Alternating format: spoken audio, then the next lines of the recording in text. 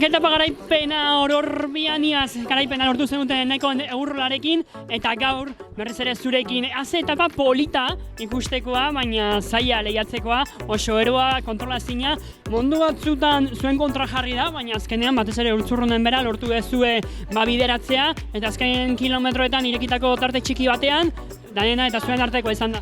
Bai, eskerrik asko lehenik eta behin. Hasieratik lasterketa oso eskarra izan da.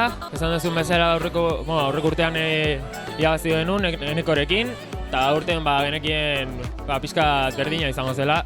Hasieran kontrola ezina, eta hori, hasieratik jende asko junda aurrea.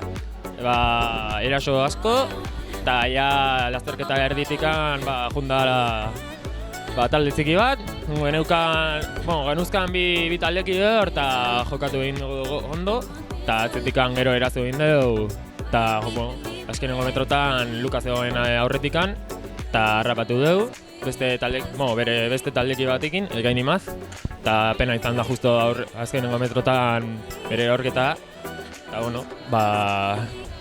emetikan bidali nahi dizkiot animoak eta berreskura da dira. Ikusi dugu nola Nestaiker Kolmenero aurrean sartu nahiko modu pasiboan zegoela eta horrek esan zuen zu eta batez ere Ekor mugitu behar zinetela, zuek zinetelako batez ere Ekor sailkapen nagusian sartuta. Zeinen alde ingo dezu sailkapen nagusia lehiatzeko batez ere biharko etapa erreina izango dela? Talde forte bat dakigu, aurrean sartu dugu Iker, badakigu genekien ondo zegoela, eta atzetikan aurreko gunean Hector hartu zituen beste segundu pare batzuk, eta ditugu 3 pertsona generala jokatzeko eta horiekin jokatuko dugu generala. Zorionak. Eskerrik asko.